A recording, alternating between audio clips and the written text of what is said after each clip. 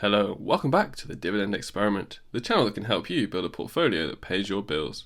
The content that will be discussed is intended for information and educational purposes only, and should not be considered investment advice or investment recommendation. In today's video, we're going to take a quick look at some new changes to Trading 212 and what I think of them, or if there is anything to be concerned about. I know a lot of you are using Trading 212, and I did say it's probably the best choice of broker for most investors earlier this year, so I feel like it's my duty in some sense to give some thoughts on this topic. One thing to bear in mind is that this is just my take on the changes, not some official thing from Trading 212 or anything like that. Okay, so what are the changes? First is the daily interest on uninvested cash. This is already live, and some members of the Dividend cult have already mentioned that they're receiving payments from this already. The second, and potentially more intriguing update, is the daily interest on shares that you own. This is not in effect at the time of this video and doesn't go live until the 5th of July. I imagine that's because it's slightly more of a complex transaction. Let's look at these two changes and see what they're all about, how they work, why you'd want these features or why you might not, and my personal thoughts on both. We can start with the slightly less complex one, the daily interest on uninvested cash. Daily interest on uninvested cash. What is it? Starting immediately, any cash that you have that is not currently invested will accrue interest at a rate of 1.65%. The exciting aspect is that this interest will be paid to you on a daily basis. Every day, Trading 212 calculate the interest on your uninvested cash by multiplying the balance by the annual interest rate and dividing it by 365. This calculation is done daily, even on weekends and public holidays. So suppose you have £5,000 in uninvested cash, and the current annual interest rate, APY, is 2.5%. To calculate your daily interest, Trading 212 would perform the following calculation. £5,000 times 0.025, then divided by 365, so that means you get 34.2 pence. The current rate on pounds is 1.65%, but as it says variable, that will be likely to change, and it's also important to note that the percentage will depend on the currency of the account, so dollars is typically more, and euros slightly less due to central bank rates being different in each region. You can enjoy the advantage of daily interest payments, which allows your money to grow continuously. Every day, the uninvested cash in your account generates interest for you. Similar to other brokers, Trading 212 also earns interest on the cash it holds on your behalf in institutional bank accounts. However, Trading 212 have made the decision to share half of this interest with you as an investor on their platform. Interest payments are made, rounded down to the nearest cent, and any sub-cent or penny amounts are then carried forward. So if the daily interest falls below a cent or a penny, it will accumulate until it reaches 1 cent or more. And then once it reaches this threshold, a payment will be issued. So you don't need to put in any extra work, simply carry on with your regular investing routine, and your available funds will automatically earn interest. Why is this a good change? For this change, I don't currently see a downside to taking part in it. That doesn't mean that there might be a downside in some extreme or unusual cases, but I don't see what there could be right now. If you can think of some reason why this would not be a benefit, please let me know in the comments, as I'm pretty curious.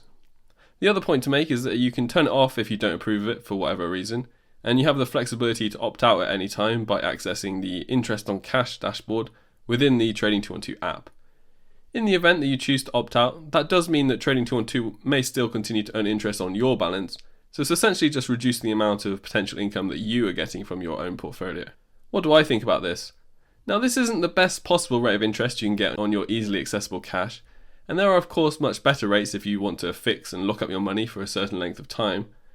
And if you're building an emergency fund, I also wouldn't use Trading 212, not just because of the lower interest rate than some other options, but also because, if you're like me, it would be way too easy to invest the emergency fund in stocks, as you wouldn't even need to open up another app to do it. Overall, I'd rate this change as a great bonus, a good upside change for the consumer. Let's take a look at the next change. Daily interest on share lending. Now this one is a little more complicated. We're used to the concept of interest because you've likely had a bank account with interest being paid, so that doesn't seem so alien. Earning money from share lending sounds a little more scary, as there's a little bit more complexity into how it works and why it even exists. And there's a lot of nonsense out there about share lending being some evil concept, and a lot of this was purported when the GME or GameStop zealots on Reddit and StockTwits etc. were in full force. So what actually is share lending? Okay, no conspiracies, what is share lending? Share lending is when you temporarily lend your stocks or shares to someone else, like a big investor or someone who wants to bet that the stock's price will go down. In return, you get paid a fee or interest. The borrower gives you collateral, like money or other assets, as a guarantee. You still technically own the shares, but someone else gets to use them for a while.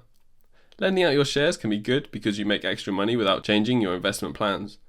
The borrower benefits because they can use the shares for different reasons, like making complex trades or meeting certain requirements, and they have to give you something valuable as collateral in case they can't return the shares. So remember, share lending is regulated and has rules to protect both parties.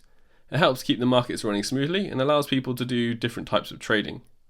A common reason why someone would want to borrow these shares and pay you to do that is so that they can short the stock.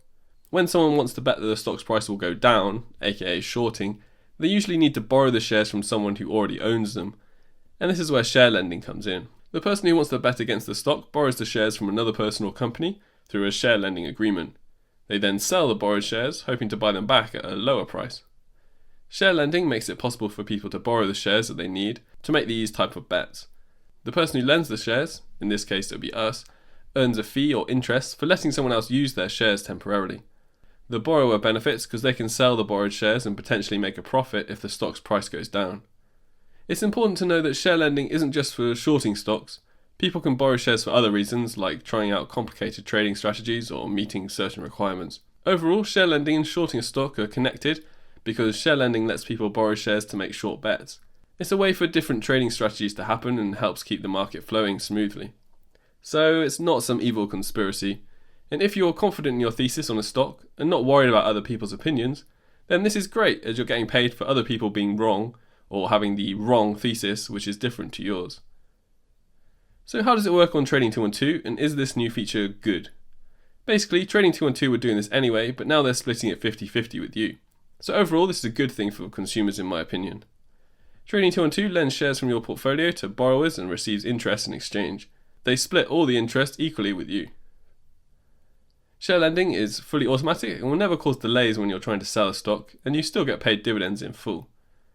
It's secured by collateral, so all lent shares are secured with US Treasuries bonds, and the collateral minimum is 102% of the share's value, and the collateral is adjusted daily. It's fully automatic, so Trading 212 manages everything in the background, and you just get daily interest on it.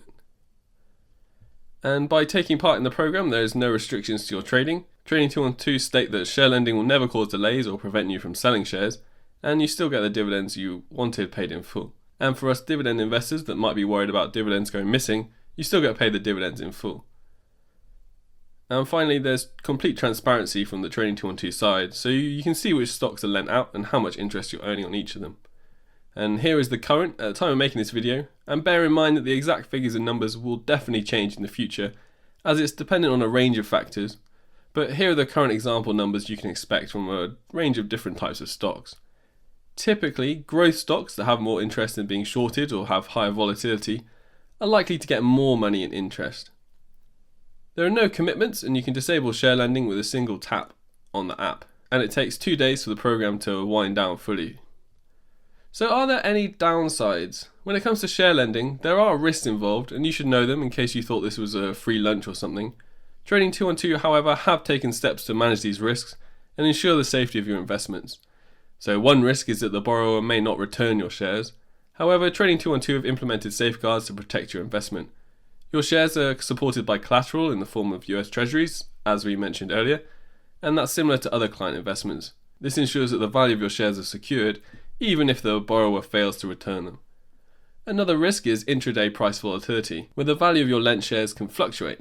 To mitigate this risk, Trading 212 state that they'll maintain collateral worth at least 102% of the value of your lent shares, and Trading 212 regularly adjust the collateral value to ensure it remains adequate regardless of share price fluctuations. Additionally, there's the risk of Trading 212 or other involved parties going bankrupt. To address this concern, the investments you have with Trading 212 are safeguarded by the Financial Services Compensation Scheme, or FSCS, which offers protection of up to £85,000, and this serves as an extra layer of security in the event of bankruptcy. At risk of making this video go on for too long, there are some other things I think you should consider, and that's the loss of voting rights. So when your shares are lent, you temporarily lose the right to vote with those shares.